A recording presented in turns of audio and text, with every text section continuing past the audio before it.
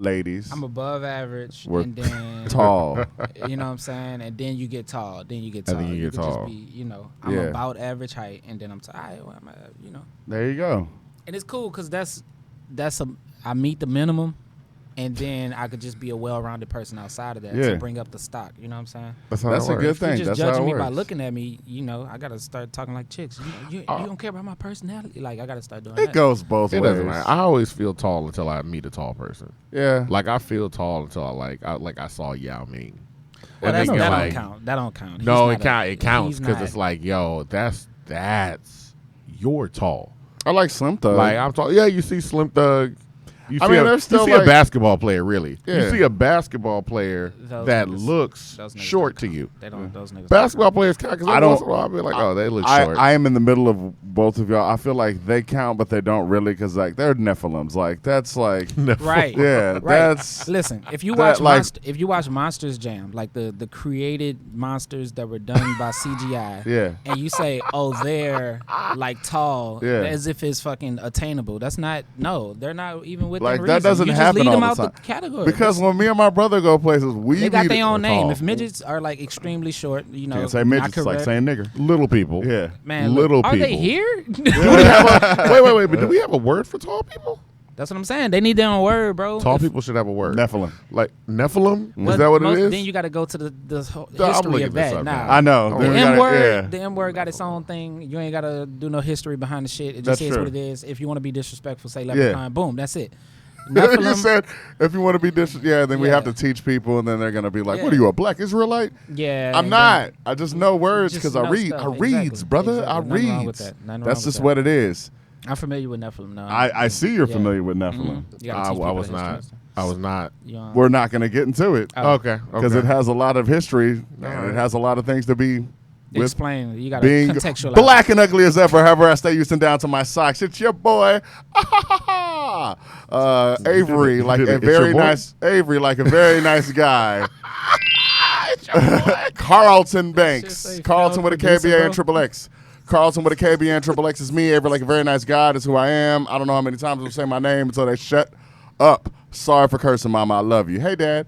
And what's up, Reggie? And also, we have the brother, the co-host, Jess Devon.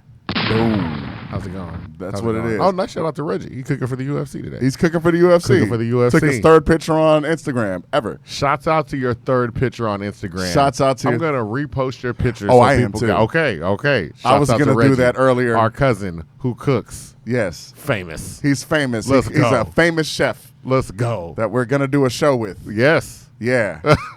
We're saying it now. But yeah, Just Devon, put he it out writes for there. the Houston Press. He writes for everybody. He's going to write for more than everybody. He's the best writer I know. Only No, we've already proved because we've had writers on here. you don't know them So like that though. I don't. Yes, I do. You don't know them. We speak every day on Instagram. You do. Your Instagram is starting. I see people talking. My Instagram's popping. People starting to talk on it. KBN, Triple X, People wanna baby. talk on it. Okay. Carlton is gonna run for president in a few Who's years. not Carlton Banks? Oh, he's a internet comedian. Yeah. Do we need to run up on him? No. Oh, okay. Just We're making much sure. taller than him. jog up on them. Jog up on him. Jog up We gotta on him. Jog It's up not on him. that serious, but you still. It's still- oh. Hey now. No, it's all love. Avery's all about spreading the peace. That's just what it is. We have you've heard him already. We have a special guest in the building today. He's a rapper, performer, entrepreneur with his clothing line, I Am Fucking Amazing. Also, he's throwing his third annual Live from the Bayou on February 29th at the Media Block. Okay, he's co-signed by a lot of your favorites. We have Rob Gullatte likes him, Hot Peas, Big Fats, Sci-Hi the Prince. That's Kanye's boy, if y'all don't know, and he writes all the new stuff that y'all hate, but I still love him. He wrote the new stuff that they like too. Yeah, I know. Go ahead. I'm Go ahead. a Sci-Hi Go fan. Yeah. Sideways. I was telling people about Sci-Hi a long time ago. And Special Ed, also, latest and greatest Nipsey Hussle. That's what's up. Yeah, he's from New Orleans, but he's repping Houston right now. Also, yeah, that's what it is. His life's been a roller coaster. He's shown off the coldest Tubman because we want them Tubmans. I feel you. I need them hundreds. Yeah, John Fuggin Dough. Hello. Yeah. I can't say shit. Most creative name. I'm Carlton Yo, Banks, and people yo. think my name is cool. I was like, when do- John Fuggin Dough. I do want to 100. give you shots out for that because like Kendrick Lamar was able to get off bish. Yeah. Like and it's like, yo, I'm basically saying a curse word, Yeah. but Yeah, bish. we got able to sneak it through you, Yeah. bish. Yeah. And it's Yeah. like, I know what you're saying, but you beat it. Yeah. Fuggin Yeah. is perfect. It's like perfect. it's right there where you're like, nah, man, fuck it. Like even when he just said it, he was like John Fuggin. I was like, oh, what, really? It's like, Yeah. oh, wait a minute. This Yeah. is Fuggin Dough. Yeah. Pretty John creative. Fuggin Dough with Yeah. the two Pat G's. yourself on the back. Yeah, Fuggin. I ain't gonna do it right now. I'm I ain't bullshit. gonna do it right now. Hey, shout out to y'all cousin though, because I'm thinking like y'all ever seen Deliver Us from Eva? Oh yeah. I probably have. So it had Gabrielle Union and it had Cool J in it. Yeah. Yeah, absolutely. Yeah. So Queen to Latifah and all, yeah. me, y'all cousin is goddamn LL. He's When gonna he love met the that. mayor, remember when he was on the date? Oh, and then the mayor was like, "Yo, what's the up? mayor That's was my like, boy." And yo, he what's was up, acting man? like, That's yeah. my man, the cook. Really? Yeah. So what it was, he was on a date, and then the ex walked up, and then LL knew the mayor from catering. Yeah. But it looked like he knew him from some other shit. He was like, "Oh, this my man," da da da da. So your boy about to be in some pictures, man, and just tell him he LL and That's tell what- him that's look what he up the gotta do. reference. That's what he got to do. He's All right, Reggie, you everywhere. gotta rep it. You Yeah. gotta Yeah. rep it. Yeah. There And you he's go. a big listener, so he's listening right now. I'm about to say, man, Yeah. we Shout got out to family Cuz, members, man. but between Reggie Yeah. and my father, those are our number one listeners. Those are right our there. number one listeners. Does Reggie Reggie- actually listens to hip hop.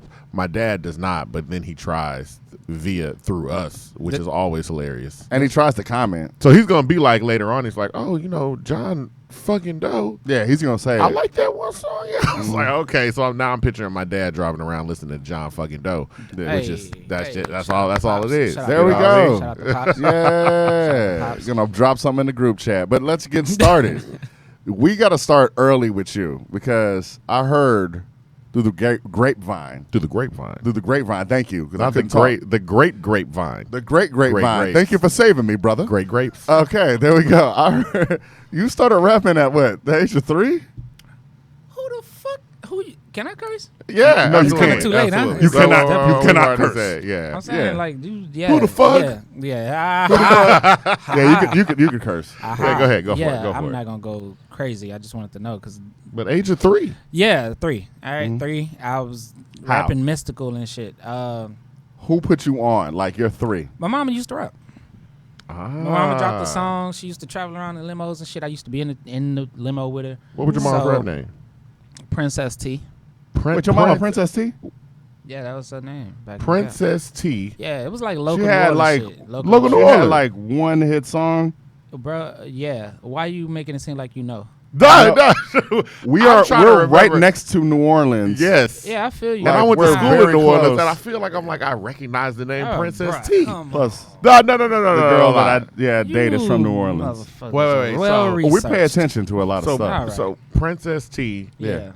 That's your mom. Yeah. She's got the song. She has that song. She's listening to Beastie Boys. I got cousins and uncles and shit in New Orleans. We listening to goddamn everything out there. You know what I'm saying? Hot Boys and yada yada yada. Bounce music always on the radio, so on and so forth. I moved to Baton Rouge. I'm still hearing all of that same stuff. Every time I go back home, now they own fucking Jadakiss and Jay-Z and shit, but they still got the New Orleans shit. So it's like a little bit of everything going on, and I'm just around it all the time. You know what I'm saying? So Yeah. I start rapping at 3 as far as just like picking up words, and I was already smart. And then 10, and I'm starting to write at 10, you know, and it was real, I was remedial almost, but it was Yeah. fun, you know what I'm saying? Yeah. And I've been doing it since. At 10, are you still in New Orleans? At 10, I was, I think, back in New Orleans by 10. I had a very unstable childhood and shit. You would have thought I was a military family. I went to like 12 different grade schools from K to 12. Wow. So it was like it was New Orleans, Baton Rouge, Houston, then New Orleans, then Baton Rouge again, and then I stayed out there until I went to college. Ah, Yeah, okay. so it's a little bit of everything. Okay. Mm-hmm. That gave. I mean, it's you came across a lot of people. That's a good thing.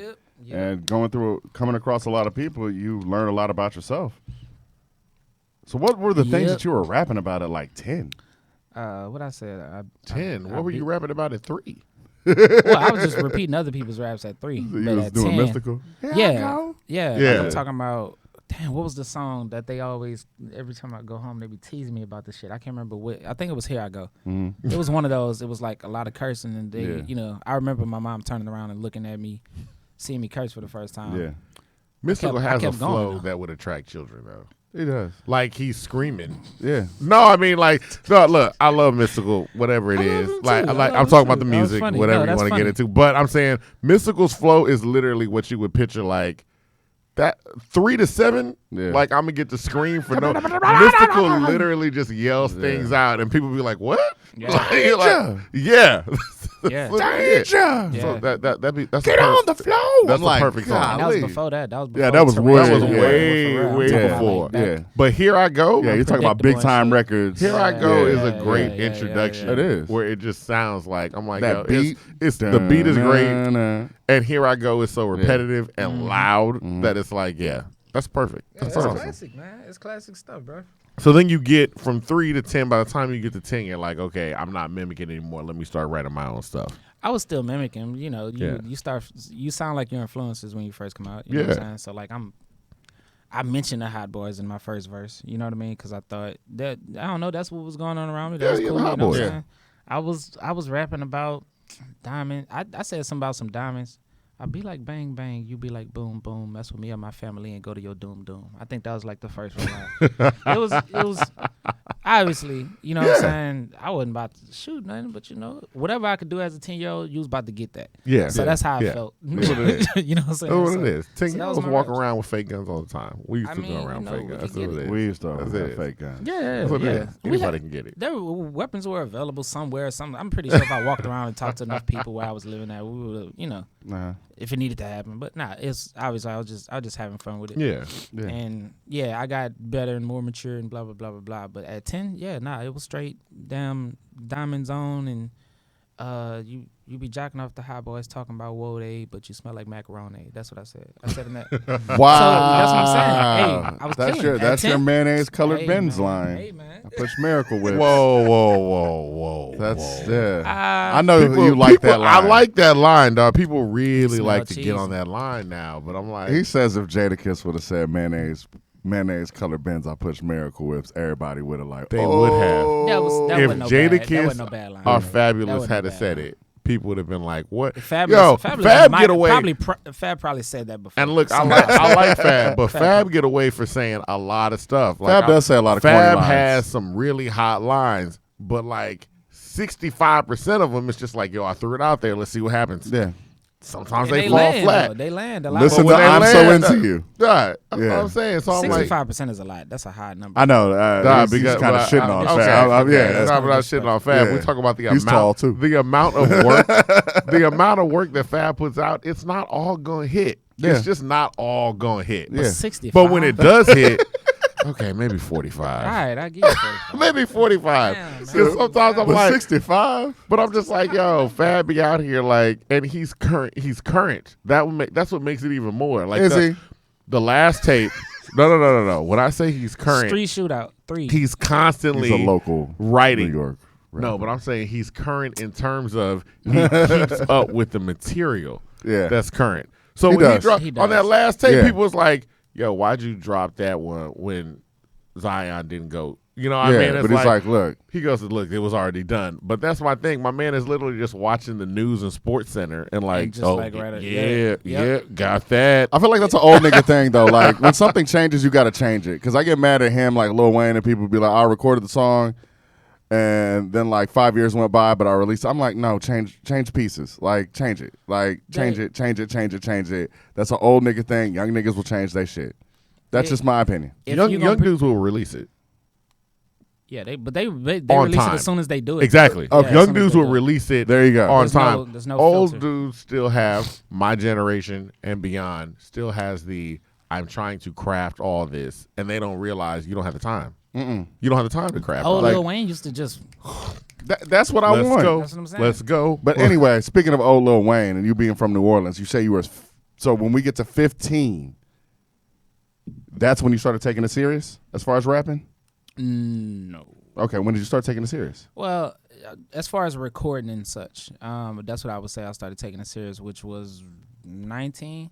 Oh, okay. I was at Louisiana Tech, and I was in a dorm closet recording.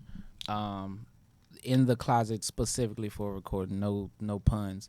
All right, but I was in there and I recorded with a few people there, and the verses are dope on the songs. The songs are what they are, or whatever.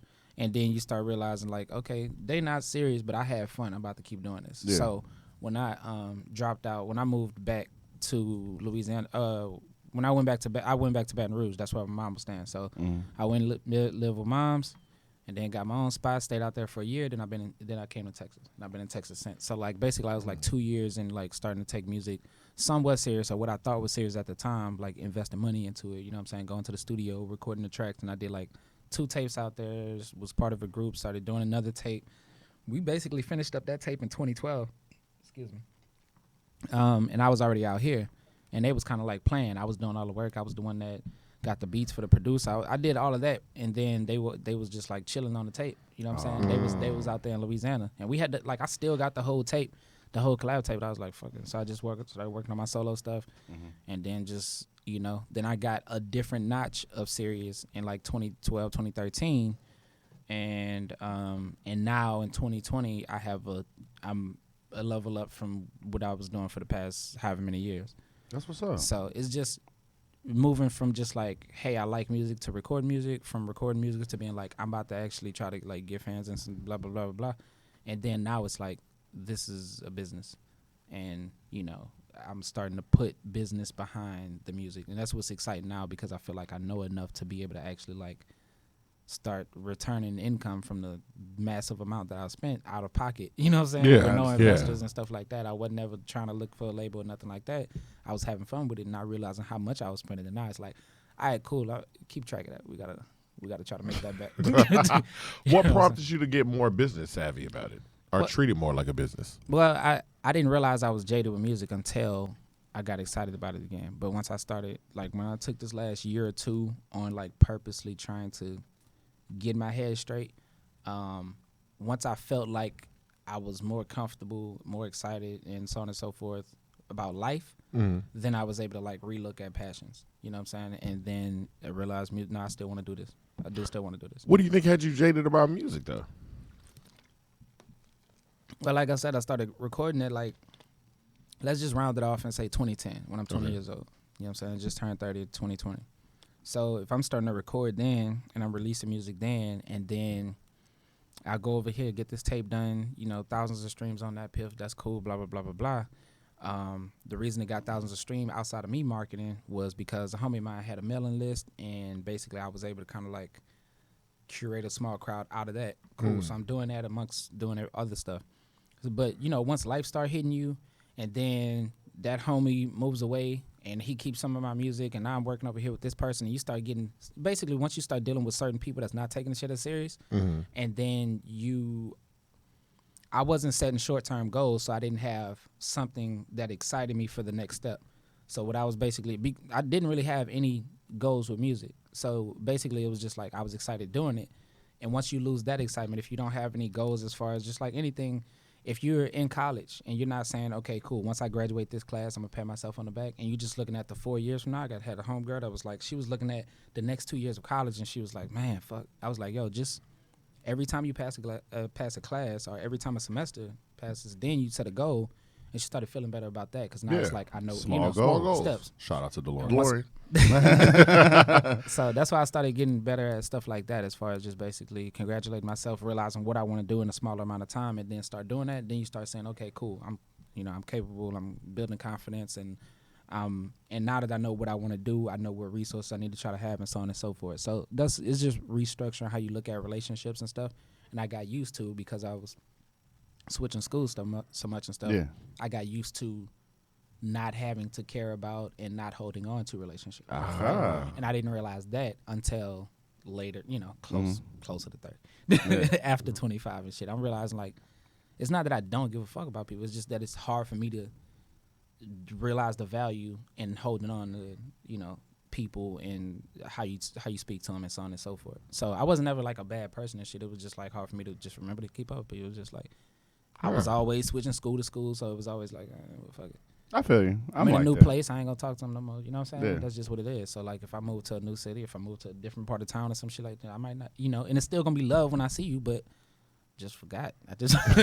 Nah, I'm the Like same you're way. gonna My keep up. cousin You know? says it. I left a job. My homeboy was like, "You're like you and I was cool. Like I'm reaching out to you." I was like, "Yo, I don't call people back. Like my best friend, I just saw him yesterday. Like I hadn't seen him in like 2 months, so I understand." Yeah. And That's it's still, what it and is. again, it's still love. You know what I'm saying? People reach out. I pick up the phone. Mm-hmm. You did, Yeah.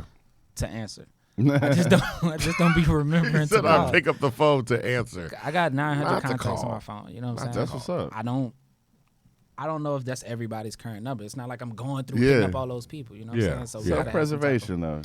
not on purpose. You know what I'm Yeah. saying? Not on purpose. I didn't realize I was doing that to people. So I'm trying to get better at that. You know? You're trying to get better, Mm-hmm. and so you're at 20. So where are we at now? Like 20. We're in between 20 and 25 at this point. Oh, You trying wanna- to get better? In the Yeah. story we're talking about, because this is what you're saying, 2010. Mm-hmm. 2010. That's It's when I you're 20 years old. Started Yeah. recording, yeah. Okay, Yeah. so you're recording. When do you start to realize this is picking up steam? Say 2012. That would be the 2012? second tape. Yeah, 2012. And what's your second tape called? It was brainstorming. Then it was study break was the third one. Oh, rough draft. Okay. Rough draft was the second one. It was all like college based. Yeah, English, I see. Yeah, English based. It was brainstorming, rough draft, study break, study group, and then 5 years later, this tape, which Yeah. is completely separate from that, and that's the reason why I didn't even go with the English stuff. I was gonna call it like dissertation. I was like, I'm getting too close to this Kanye shit. Yeah. That's why I asked you the questions that I asked you before. Yeah. So that's why I stayed away from it. But I was doing that because I felt like I was like a work in progress. Even then, I was still like, okay, this is brainstorming because I'm just collecting my thoughts. This is my first. It's my first tape, so I'm just kind of throwing stuff out there. You know what I mean? Just Yeah. as far as I'm rapping about this, rapping about that.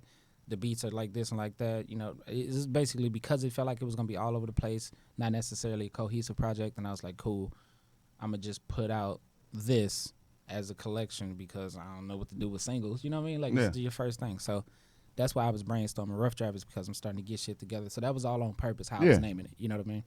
And yeah. So now I'm on something else. That's good that you're on something else. Yeah. So, sorry about that. No problem. Yeah. So after that, Mm-hmm. after you get, you said, so you're on your second tape. You went to your third tape. What was that called again? Third tape was called Study Break. Study break, and And things that's were just 2015. Study Break, no, the Study Group was 2015. Study Break was, I believe, like 2013 or 2014. I was doing like just about a tape a year. Okay. Yeah. And then you were talking to us before because you said like in 2015 that study group, right? Yeah. And then you stop. Yeah. No. You don't. Okay, you don't stop. Okay, Yeah. well, actually, let's explain. Let's explain Yeah. what happened then. Yeah. And my bad, nobody's ever helped like walk through the chronicles of Yeah. this. You know what I'm Yeah. saying? So it's like I'm still trying to get the chronological. I didn't even realize.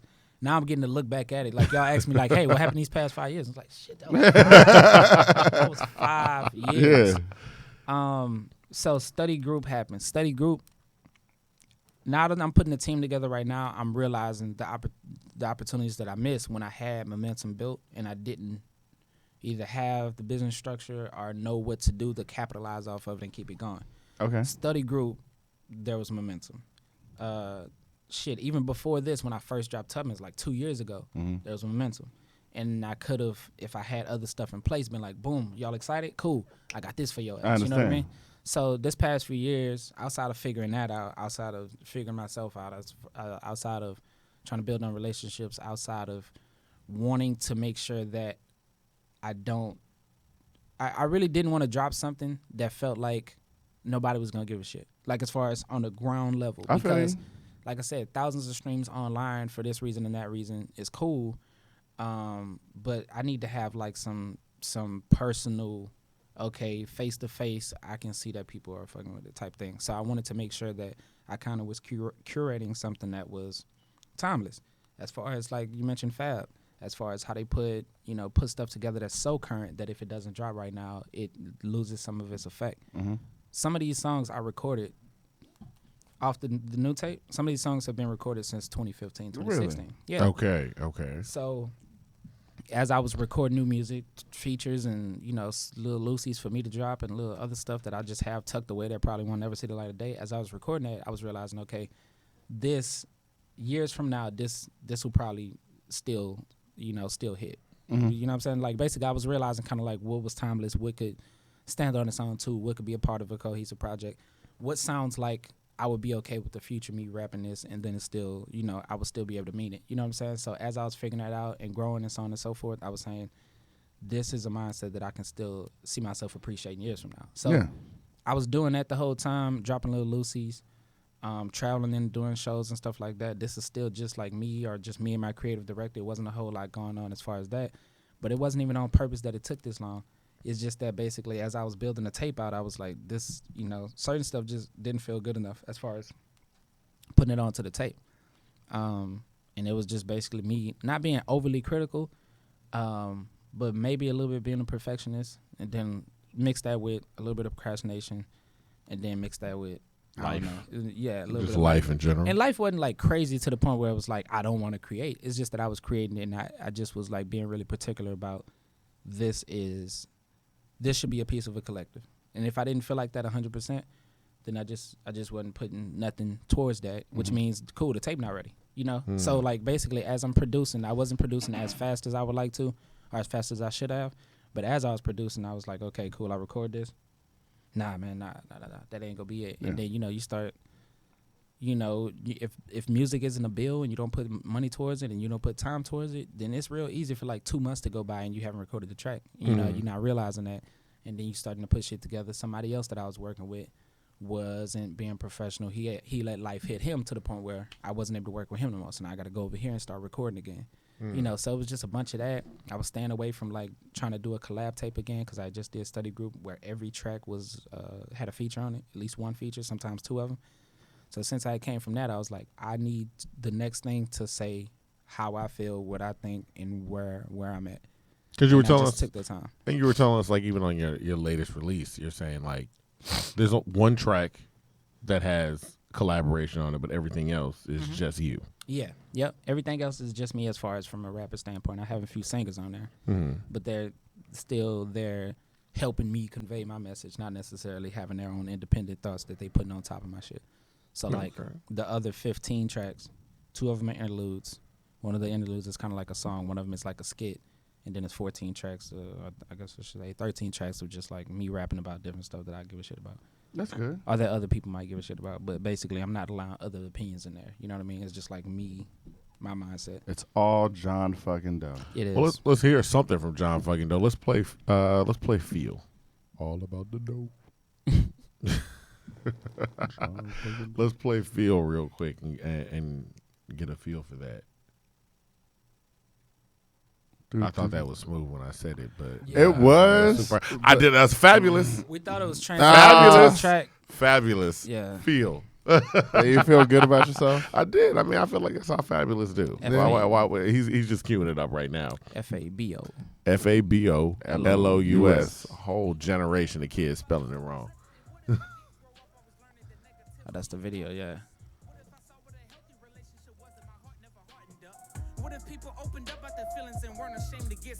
See, the mini fro wasn't. You said the mini. You was doing it. You know who you look like. You look like him at the moment. Oh. Manny Fresh. Wow. Seeing you and Donnie Houston together is like, what are they, brothers? It's like, damn, these niggas look like brothers, bro. We all brothers, brother. we're all brothers. Yeah, get it out. Okay, Yeah. Okay, we're all brothers. You do have a message in your music, so I'm not shocked. Yeah, You do have you gone to counseling? Oh shit. Yeah. No. I'm just saying How's you mental say health? a lot Yeah. of counseling and mental health things without coming off, and I don't know how to say this, too mental health-ish. Yeah, or corny. Like some people really come on like, "Hey man, brother, Yeah. with the sage and the," Yeah. I'm like, okay, you can calm down a little bit. That's all Yeah. right. Check your chakras. But, and I'm not saying for anybody It's that not it is, knocking it. I'm not knocking it. Just That making is what fun, it is. 'cause we can make But fun of there anything. There are certain people that are super mental Yeah. health, and there are other people like you say certain things, like even when you're talking about the progression and even when you talk about the people in your past or in this journey where we're going chronologically in your timeline, you don't sound angry about him. You're like, hey, man, that person had to go deal with this, so I had to go back and do this and that. And it's not really like a, man, that nigga fell off. They hauled me. Like, it's nothing You're like that. Yeah. So tell us about, like, have you done counseling? Like, what is this? Not conventional therapy or anything like that. So my emotional intelligence had to match where my intelligence was in other places. You know what I'm saying? So once that caught up, which is what the last couple years have been, I wouldn't have been able to write that track. Okay. 3 years ago. Yeah. You know what I mean? Not even a whole 2 years ago. A whole 2 years ago, I was at my cousin's funeral and cried for the first time. You know what I'm saying? Like that, I wouldn't have been able to do that unless I had worked on. And when I say emotional intelligence, I basically mean being able to process, hey, this is how you feel about that. Oh, do you remember? Like I realized that I kind of have like suppressed memories on some shit. But it was because. Oh wait, you're saying that how old were you at your cousin's funeral? I was like 28. 28, and you're saying 28 is the first time you like remember, I guess, crying as an adult? Yeah, crying as an adult about like going to a funeral and actually feeling something. You know what I'm saying? Yeah. Something emotional as opposed to physical pain. Well, not even physical pain, as Feeling opposed to anything. like I would literally as feeling anything. Like I literally, if it didn't logically make sense, I didn't process it. Like to me, it would be, oh, it makes sense that somebody died because everybody dies. You know what I'm saying? Yeah. Like, so why would I trip about this? And then if you like really religious and you say, oh, they're going to a better place, and it's like, then what you crying for? You know what I'm saying? It didn't make sense to me that you would be upset about somebody leaving a place that's already trash. Yeah. It didn't make sense to me that you would be crying. Like, that's selfish. You know what I'm saying? For me, I was like, oh, man, that's selfish for you to be crying about it because that means you want them to be here, even though you say Earth is trash and, you know, the afterlife is better. Going blah, to the blah, upper blah, blah. room is so much better. So if that's supposed to be fucking better, then what you tripping on? Yeah. You know what I'm saying? Like, you upset. So for me, it just never made sense. But, like, after all this other shit, and I'm still speaking kind of vaguely just for the sake of, like, and in January in 2017, my fucking dog, like I'm trying not to get all of that. You know what I'm saying? But the point is, 6 months at a time, a year at a time, I'm realizing like, damn, I ain't unpacked this. Damn, it's so I haven't been to therapy, but I've taken on life experiences from a place of like processing and reflection a lot more since I realized that there is something to be dealt with on the mental part. So and I don't need to convince nobody that the shit is important, because if you don't know that, I mean, shit, you got to uphill battle yourself. Shit, you know what I'm saying? Like, you can holler at me, but I ain't about to try to. I mean, it is also one of those things, like, even when you're describing now, a lot of people just don't even know. I would say I feel the same way until I think I had a student that passed away. And that was the first time I was like, oh, wait, like, that. And it's not like this was like a very close student, but it was the first time. And it's not that I haven't had deaths around me. It was like, this death really don't make sense. Right. Like, this is the first time, like, I'm like, everybody else's death, like, okay, you was doing stuff, so I know why you died. You was old, so I know why you died. Right. You was this, so I know you why you died. You was sick for a long time, so I know you would die. But her death was literally like, nah, something's different about this, so this doesn't make sense. And then you get to questioning and wondering, like, some people just, you might go a long time and not even realize it. I was going through a long time, and I was like, I don't realize. You go to a funeral, you show up.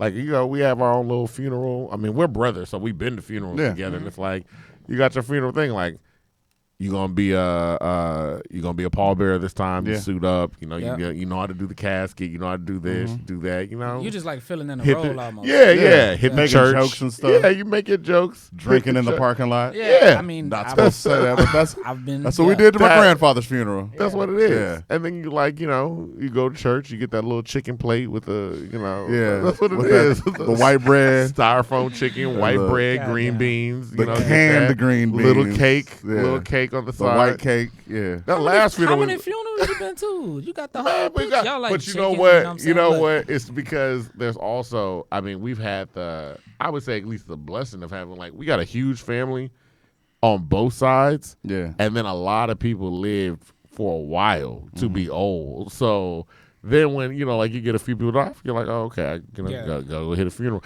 These are a lot of times it was like older people's funerals. Yeah, okay. So it is a little different. And then for the side note for me, just from working with a lot of students in different environments, then you're kind of hitting younger people's funerals. Yeah. And that's always a different. That's a completely different feeling. Yeah. Crazy enough, man, and Nip Passon did it. I boo-hooed. Like that was my partner or something. Yeah, you know I know what you mean. And I met him like 2-3 times. Yeah. You know what I'm saying? 2 times. And but that felt close. You know what I'm saying? That felt close because it felt so incomplete as far as like his life. You know what I'm saying? Because there was a lot that I knew that I could learn from even this far. Just like watching him move, just like, oh, that's tight. Like the $100 CD thing. The $100 CD was impeccable. Dope. A lot of people, that was a marketing scheme that brought him outside of his normal network. But as I was paying attention, some people don't know this nigga did a $1,000 CD right after that. Yeah. The next project was $1,000 and he did 50 tapes and it was $1,000 and you bought that and you got the tape and then you got like a private show or some shit. Or I think it was like some access to a concert and everything. Yeah. Like it was really well thought out. But seeing that and I'm like, bro, who with art? So music is one of the only art forms where we don't have arbitrary values. That's and what true. I mean by that is when you got like if I got a painting in my house, so I got like 3 original pieces in my house as far as like local artists and stuff like that do like painting or whatever the case is. The price that I got for those, if I show it to you and I say it's worth $750, you have to fucking believe me. You know what I'm saying? Yeah, because it's art and whatever they charge you for it is what it's worth. You know what I'm saying? Yeah. Music is the only thing where it's like, all right, cool, 99 cents. That's what it is. That's literally, yeah. Damn, you charging $2 for the single? That's crazy, bro. Yeah. Like, you know what I'm saying? Jay-Z got his shit out for $129, and that's only on Tidal. And if you go over here, you get it for 99 cents. And if somebody can send that bitch to you through their phone. This is the only thing that gets treated the way that it does. So for me, like, once I'm like, that's what got me re-excited. Is just like, oh, I get to say what the fuck my shit worth. Like, yes. I get to say that, and then I'm confident enough to do so now. And it's not even that I'm about to start charging for every single thing. Yeah. By the way, you got an invoice coming for this podcast. Like, it's not shit like that. It's not nothing like that. It's just more of just like, now I'm excited about, I have confidence that makes me, I know that my voice and my perspective is worthy of whatever it is that I command from the people that's consuming it. And so that could be nothing besides attention. I might say, yo, man, just, take a listen. And I'm not mad when people don't do something. I don't have expectations of it. But I know if you're coming over here and you're asking me what's going on, well, I would like to get paid for that. And this is what we're doing over here. And that's why I'm starting to build stuff around me, not just people, but like, a business or a construct that allows me to not only just make money, but because I want to keep doing it. Really, I care about the art the most. Yeah. But I got to fund it. And I'm getting excited about all the different things that I'm thinking of creatively because I know that eventually it could lead to money. And if nothing else, it's going to be dope and innovative in the meantime. So, like, having those lighters, not everybody has lighters. Okay, cool. That might be something small, but the QR code on the lighter is the most valuable thing to me because that allows you to engage with my music and everything else that I'm doing. You scan it with your phone. I left it in the car. But you scan it with your phone, and you go to the website, and it has, like, a link tree or whatever. So now you could check out the album, the next concert, and the videos from there. But you've purchased the lighter. So, to me, the lighter is not just a lighter. You know what I'm saying? To me, it's like a funnel to my music. Let you give me your email and your phone number also, and I hit you up with that, and I hit you up and say, hey, this is what I got going on. Scan your lighter. And now you scan it, and they got some updated shit on there because it's a dynamic QR code, so I could constantly update it. Oh, okay. So, for me, I'm excited about this because this is the type of shit that Ryan Leslie and Nip and other people who have the game sold up behind the scenes as far as getting the business together and the marketing together, that's what type of shit they do that pushes their brand forward because you're not just spending money on like just a T-shirt. Yeah. You get the T-shirt with all of the other stuff that comes along with it. So for me, I'm trying to find ways to take the whole brand and package it in a manner where you can always have it on you. Yeah. You know that makes sense. So that's exciting as shit. Like as I'm starting to see what technology is capable of, because I don't like social media, and you don't. I don't fucking like. I don't. Why don't you like social media? I got tired of. There was a period when I felt like I either had to post, or I felt like when I post, if it didn't get, the fucking like shit, like, should this shit even say up, man? This bitch only got 5 likes. Yeah. Nah, you know what? I posted this bitch too late. I'm gonna have to post this bitch at 12. Yeah. Or like, just the fact that, because that's not even in my character. So the few times when that is came, like, I just felt like that. I was like, ugh, this shit, it just didn't feel right. Okay. It didn't feel organic. You know what I'm saying? Yeah. Like, I'd rather us talk some shit. We both laughing. We having fun. That's organic. That's real. You know what that is. You know what I'm saying? Filming it. You go to social media and you post the shit, and the amount of likes doesn't tell you how much fucking time, how much we enjoyed the conversation. Not at all. If we got a picture of this and we just posted that still, people are not even, if they were here, they would be able to feel it. Yeah. So for me, it's like, Yeah. I'm more about the organic part of it that. versus trying to make it look like something. It's just never been my thing. Well, I mean, social media is like, it's just an advertising platform. Yeah. But even the flip side is too, like, just like if we took a picture of this, the amount of likes is not going to show, like, whether we had a good time or not. Right. There are plenty of artists. I mean, bringing up DeLorean because he tweets about it all the time. There are plenty of artists that have huge social media followings that can't get people to show up nowhere. You know what I mean? Like, there are artists that we genuinely like that it's like, they might post something and I'm like, oh, not a lot of people are going to like that. But if they threw a concert, people will show up. Mm-hmm. And the flip side is, it might be somebody with like 1.2 million followers. I'm like, if you can't throw a concert, what's that mean? Yeah. Like, then all of a sudden it's like, you really kind of have to look closely at a person to figure out what exactly their social media really means. Some people are just being fake with it. Some people are like, I'm just not involved with it. Like, I'm going to tweet out when I feel like tweeting out, or I'm going to post when I feel like posting. I follow the comedians, the Lucas brothers. Those never post. Like, every once in a while, like, and they post immediately, pop up, and a bunch of people delete it and be done. But they're like, this is not us. This is not like, we're not here to just be doing this all the time. Yeah, exactly. You know what I mean? And some people build their whole careers around. And when I'm watching just the lengths that people go to, and I'm gonna get like political just for a second, but I'm trying to have an analogy. When I watch the lengths that people go to protect the old boy in the White House, like they taking out their whole backbone for the sake of, like, this is what I'm here, no matter what else it means, whatever else I gotta denounce, I got pot in the back. To me, that spinelessness is the same thing as when somebody is out of their character to be who they been on social media, and they're just doing whatever gimmick they need to get the followers. The followers don't convert immediately to money.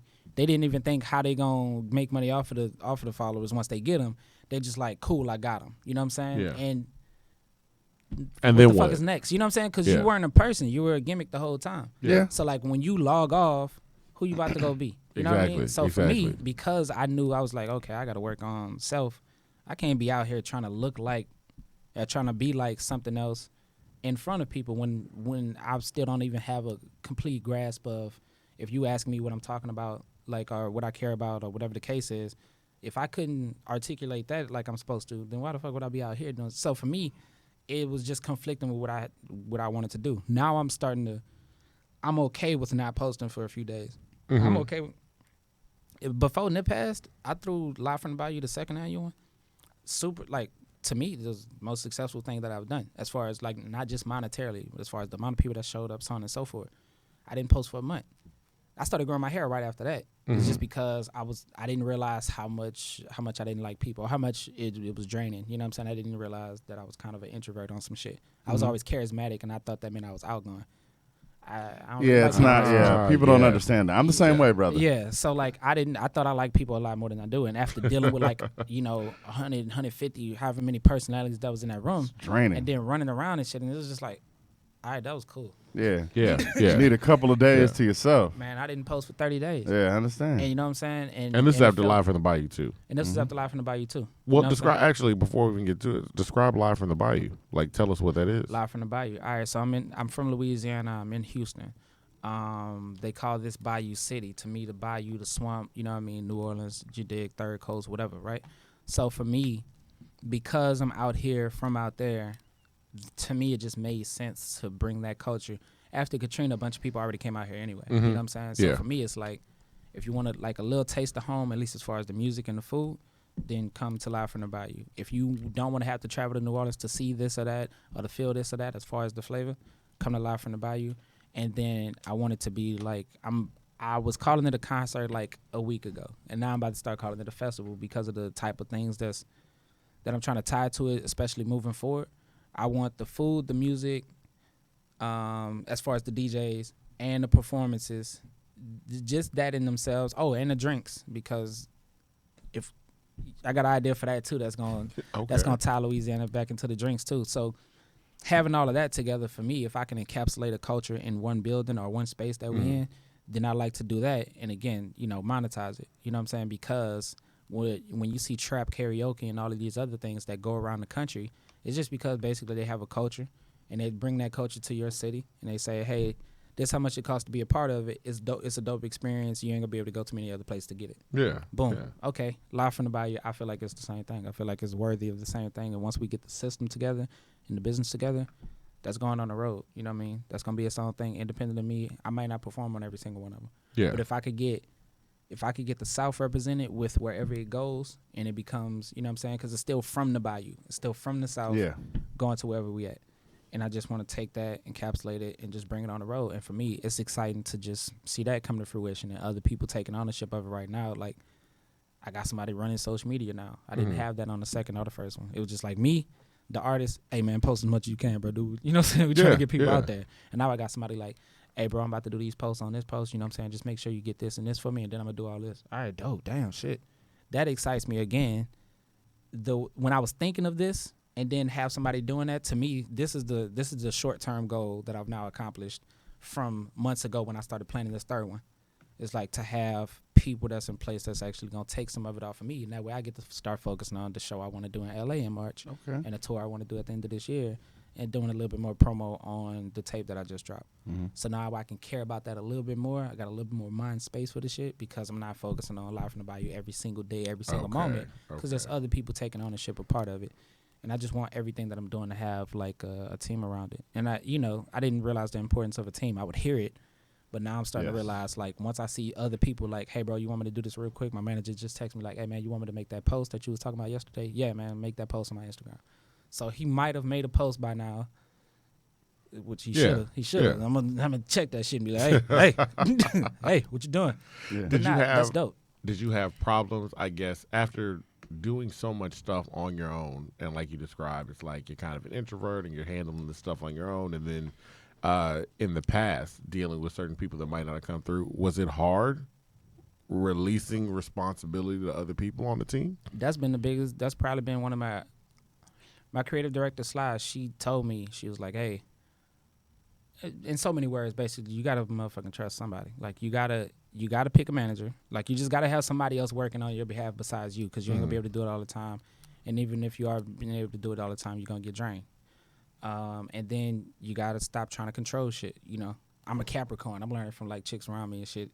They're like, oh, y'all like controlling and y'all this and y'all that. And I'm like, yeah, nigga, yeah, this, yeah. And, I know why, you know what I'm saying? I had to be independent at a young age and blah, blah, blah, blah, blah. So I always had to be like, if I don't fucking control it, who else will? Yeah.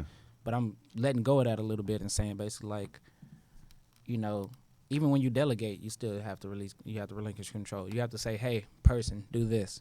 And you have to trust. Yes. You have to like let it go at that moment and trust that that person the process. can do it. Shit. And that they're going to get it done in their way. Yeah. Like, they might not get, like, the job could still get done, but it might not get done exactly how you thought it was going to go about it, but the quality outcome can still be the same or even better. You know what I mean? Like, it's like, oh, man, I wasn't even thinking about that. Yeah. Homie that's running my Live from the Bayou social media right now with me or whatever, like, the stuff that he's done with it, I'm like, I could have never told him to do the shit that he's doing. I feel that. And I have people hitting me up like, yo, bro, I don't know what you're doing on the Live from the Bayou page, but that shit kind of live. You know what I'm saying? Hey, bro, that shit, yada, yada, yada. I like how you doing. And I'm like, that ain't even me, nigga. Hey, look, you saw that post just now? That wasn't even me. So my phone ain't even close to me. Because I'm working off of 2 phones right now. So, like, the phone with all the social media is in my pocket, and then the phone like with calls and texts and shit is in this pocket. It wasn't on purpose. I'm not on no Kevin Gay shit, but it just happened like that. That happens, man. It's business. Yeah, man. Yeah, He has 2 phones right there. Yeah, but look, it was the same thing though. Like it was literally. Well, wait. One was, and this is, I've been writing for a while for like different stuff. So one I've always had, even in college. Like I had one phone that was my own personal phone, and then I had another phone that was like for jobs and businesses. And I mean, let's be honest, it was for rappers because they don't have no y'all don't have no concept of time. Like rappers would be calling me like. Hey, I'm like, I called you at 1 in the afternoon. It's perfect. And you called me at 4:45 in the morning. Like, I was like, what? So I could just take my rapper phone and stick it in the drawer. And then, like, I'm like, I could get to them when I wanted to. Check this out. What time y'all arrived today? Oh, we got. I'm saying though. Yeah, we got. You know what? That's the first time. We were 10 minutes late. I'm proud of myself for not being on Rapper Time. Just because he was not on Rapper Time. I wasn't mad. I wasn't upset. You would. Yeah. He was not on Rapper Time. We were late today. Shout out to 610, which we should have known. We should have known. I'm teasing. I'm not really tripping. No. But that's really it. That's really what it is. Now I will say this. Seems like you rappers. No. I will say this. In terms of our booking here on the show, we've gone on a pretty lucky run of the worst person in terms of time is Todd Lewis. Oh man, things with Todd is the worst in terms of timing, but he's getting better. I just wanted to shout him out. Things with Todd and Tubo. Yeah, Tubo. That nigga came. He was the first person they don't even rap. Come in the middle of a podcast. They don't we even talking. Rap. He walk in the middle. What's up, y'all? I'm like, they don't rap at all. They don't rap at all. The boys busy. But they're great. They're great at what they do. But the whole thing is, most of our guests. Almost overwhelming they've showed up, they've been on time. It hasn't been like I can't make it, da. So I'm like, that's been a blessing for us because we didn't even think about it at first. Except for Todd. Like we didn't think about it at first. Like I was like, yo, we could book time and you might not show. Yeah, I was like, yo, that'd be the worst. That's a real concept. So I was like, we really appreciate like our guests that have come on and the people that have said like, yo, like let me know time and all that other kind of stuff. So we appreciate it. So you're about to get rid of the rapper phone, is what you're saying? No. I'm definitely I'm still keeping the rapper phone. Gotta have to. It's also. Can we call it something besides the rapper phone? Can we call it like? Well, this is expanded beyond the rapper phone because now it's like the media phone. Look, it's the media phone. This is not just on that because it's like. Stuff is happening all the time, and I have a regular life and a regular job, but I don't live in a media. So like sometimes, like even if somebody wants an article written or something like that, your publicist might be doing stuff at 2 a.m. and want to fire off something real quick, like yo, here, take a look at this. Yeah, man, I was asleep. Like that kind of thing, and then they might that. So that's why I was like, okay, it's easier just for me to keep it I have separate. one phone number. All right, my phone was just tripping on text. Okay, I understand. We got 2 phone numbers. Yeah, he's a real thug on some trap shit. It's cool. I'm not about to tell nothing, but apparently this brother got other business ventures. Just so you know, this business he's my brother. I know all of you. Both of y'all. I keep one phone because I'm a jerk. I could be like, Nah, I ain't selling you no dope at 2 a.m. I know how to. Better call my brother other phone. I know how to work this. I know how to work this. You gotta hit this number. Nah, I'm just saying that. But yeah. Nah. And you know what? One is an Android and one is an iPhone, and there's no getting around it. I did not realize until I got the iPhone because I used to have 2 Androids. Until I switched one over to the iPhone, I did not realize the number of Android discrimination. It's real. Yeah. I didn't realize how bad it was. Like I thought these was jokes. Yeah. Nah, like I really thought they were jokes, and then you get I started using it. I was like, you know what? Yeah. This thing is a lot easier to switch, sending texts, sending things like that. Yeah. I was an Android until last year, and he switched his phone. He would always make fun of me for not here. Everybody else will always make fun of me for that. Then I switched over, and I got like everything Apple. And then he looked at me one day. We were in the kitchen. He goes, "You became everything that you hate." Everything hate. Like, I sent him a text. I sent him a text from my personal line, and he texted me back. Don't text me from this phone. Like, he said, you only text me from the iPhone because I text back and forth between. Yeah, he's like, I don't even don't text me no green shit. I don't even like it when that bubble pop up. Yeah, like text me regular, send me video. Because the other thing too is sometimes I'll shoot him a video. Like, yo, I need you to post this video. if you shoot, if I send him a video from the Android phone, they're gonna compress that. It looked like it was filmed in like 1990. It looked like grainy footage of Bigfoot. Yeah. Like I'm like, why? I'm like, what is going on? And I used Fix to, it. I used Fix to it, sell Android. cell phones. It's not. It's. I know why they do this shit. It's I know why. It's like Google, the way that it works. Compress it and whatnot. It's not even Google. It's not Google. It's that Apple does everything via the internet. So even the text, everything iMessage. Oh yeah, it's all internet based. So when they send that video, they send it why via you the need internet. Wi-Fi. Yeah. And when we do like Android and all the other phones, they send it through text. They send it like actual. So they got to Actual compress it text to message. fit it into a text. Now Google's working on something. They're working on like a Google messaging chat. If you turned your data off and your Wi-Fi off and try to Compressed send that video. and try to send that video from the iPhone, I don't even know if it was sent. Yeah. Because now I don't have the internet to send Yeah. it. You know what I'm saying? But I mean, all that being said, man, fuck all that shit. I'm on this Android. You know what I'm saying? We just totally ditched your phone. I don't care. No, it's not I've that been because he dealing with this for a already. while. But I mean, he already knows too. Like the Samsung. I like y'all. If y'all want to sponsor a show, I like that'd be Samsung. great. But no, I'm like when I'm up there, like when I have to cover a concert or something like that, I like people see me. I pull out my little note. I pull out the pen. I be jotting down stuff. He sure does. Like it's a lot easier for me. We went to Earth Gang. He was writing stuff down. I was like, yo, let me write. I was like, real I don't quick. miss that pen. Nigga, I be typing. Like, I like actual writing. Yeah. But I use the Apple phone for like all the other stuff because it's like that's what people are just used to. Like it's you just should what do they use. product reviews on YouTube. I probably should. Oh, we'll get there. Like, There's a plan.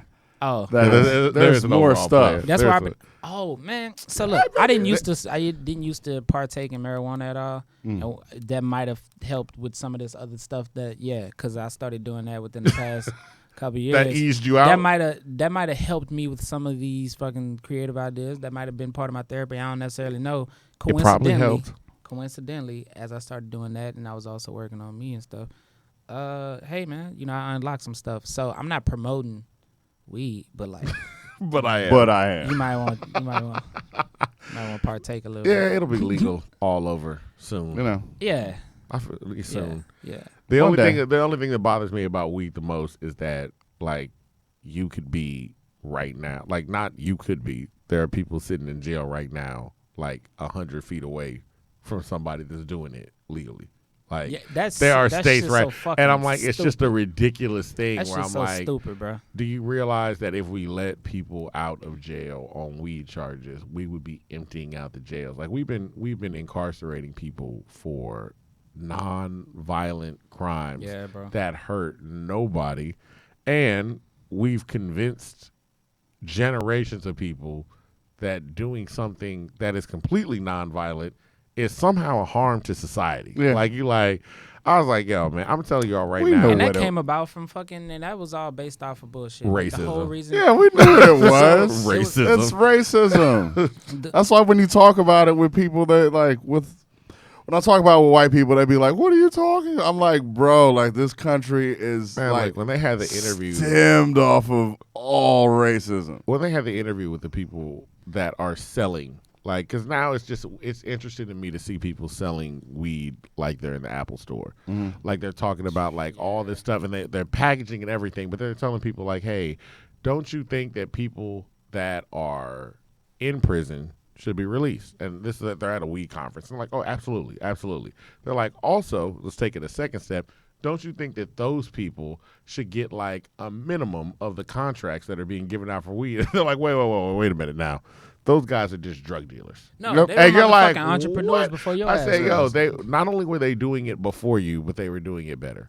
Another time where white people came up and cleaned up and then tried to push white people. I'm not supposed to say that, but yeah, it is what it is. It's just what history. happens. It's kind of like basketball when like none of the stuff the NBA doesn't count before black people got there, or baseball, or sports, or anything that we do. Music, but or country, or Can you imagine how slow they was running around the bases? Oh my god. Ugh.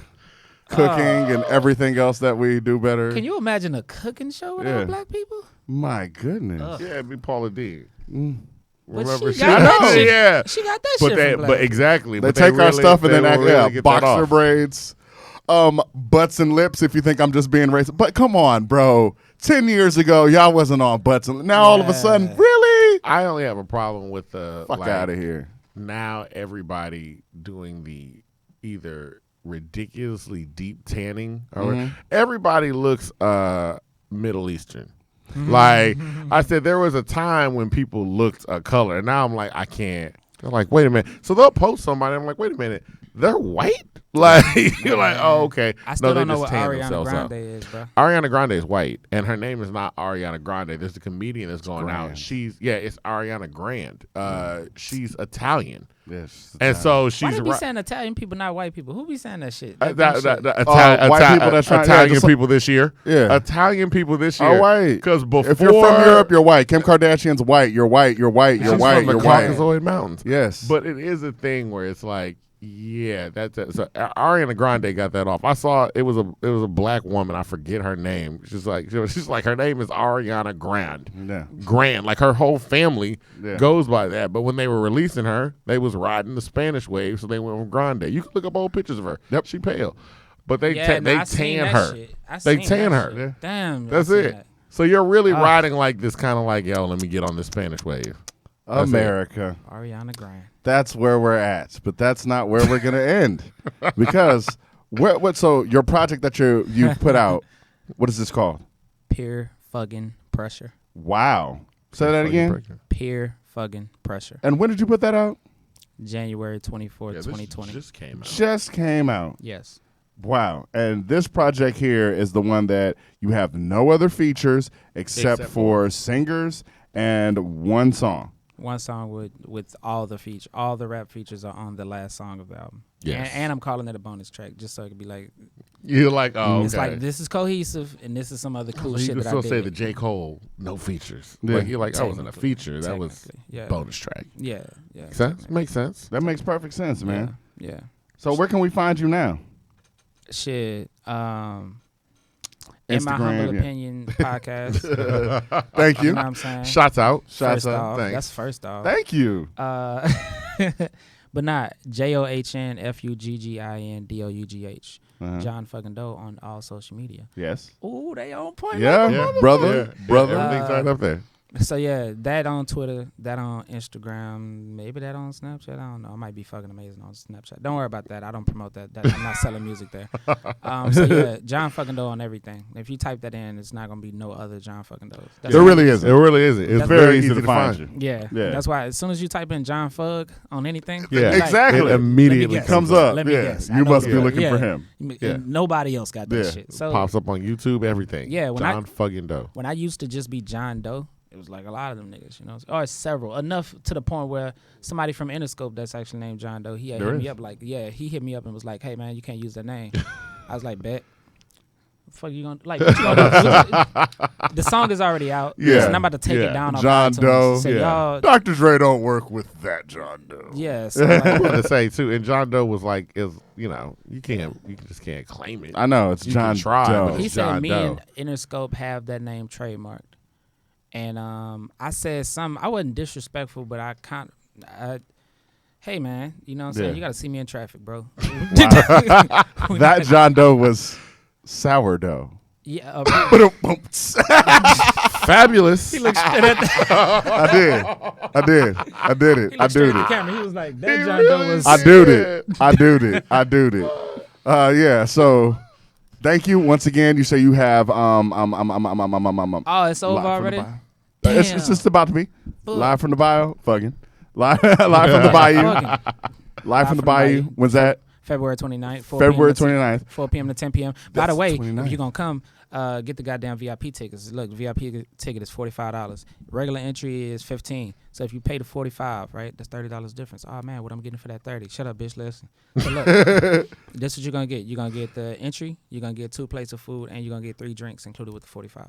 See? Oh. And that's what you're going to spend anyway. 2 plates of food for the 40. Yeah. If you pay $15 and you get in there, you're going to buy food. Yeah. And then if the food is even fucking $5, then in the drinks were $5. That's still 5, 10, 15. That's $25 on top of it. So that's So boom. So pay the $45. Pay the $45. Get your pay shit. the $45. The drinks ain't $5. And the food ain't $5. I'm about to say it's not $45. Straight up. That's what it is. Once again, man. Man, it felt like it was too short. I ain't gonna lie to you. Now, what have you come back? We'll have you come back. It's always you know. We don't want to give the streets everything. Y'all coming live from the Bayou? I am. I'm coming. I want some food. Yeah. All right, so we got them on camera. If they don't show up, yeah, I know. It's an oral contract. Yeah. Oral contract. I know. I know. Tasha's the sneaker summit's looking like, oh, you gonna go to his? Yeah. That's my girl though. She cool people. Yeah. Once again, this is In My Humble Opinion podcast. I've been your host, Avery Like a Very Nice Guy, also known as Carlton Banks. Carlton with a KBA and Triple X. Carlton with a KBA and Triple X. Follow me. I got a meme page and I do stuff on it. We also have Just Devon over there. Boom. And we were here with John Fuggin Dough. In My Humble Opinion, where the opinions aren't humbled and the words aren't jumbled. That's it for us. Right at time.